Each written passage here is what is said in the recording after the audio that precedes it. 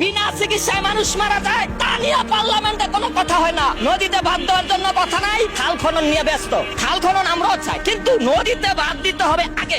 আজকে নদীতে বাদ দেওয়ার ব্যবস্থা নাই। আমার নেতা বরিশালের এমপি, আমার নেতা আব্দুল জলিল সাহেবের প্রতিদ্বন্দ্বী বিএনপির নেতা পাস করছে, আমরা তার পাশে ছিলাম। এখন সেই মন্ত্রী চায় নদীতে বাদ দেওয়া হোক বরিশালে, কিন্তু নদীতে বাদ দেওয়ার প্রজেক্ট চালু হয় না কেন? আমি বিএনপি বুঝি না, আমি আওয়ামী লীগ বুঝি না, জামাত বুঝি না, এনসিপি বুঝি না। এই দেশের রিকশাওয়ালা, ব্যাংক শ্রমিক, কৃষক শ্রমিক, এই দেশের অসহায় মানুষ যদি তাদের অধিকার না পায়, আমি কোন দলের দালালি করতে পারবো না। আমি কোন দলের বিরুদ্ধ বলি না, পক্ষ বলি না। অসহায় মানুষ চিকিৎসার অধিকার পাবে, খাদ্যের অধিকার পাবে, বস্ত্রের অধিকার পাবে, শিক্ষার অধিকার পাবে, কর্মসংস্থানের অধিকার পাবে। এইটাই ছিল জুলাই আন্দোলনের মূল লক্ষ্য।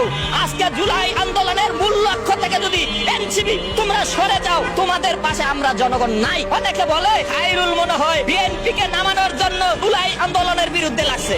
আরে ভাই, আমি জুলাই আন্দোলনের পক্ষে, কিন্তু তাদের লক্ষ্য ছিল চিকিৎসা পাইবো, খাদ্য পাইবো, বস্ত্র পাইবো, বাসস্থান পাইবো, নদীতে বাদ দিব, কর্মসংস্থান হইব।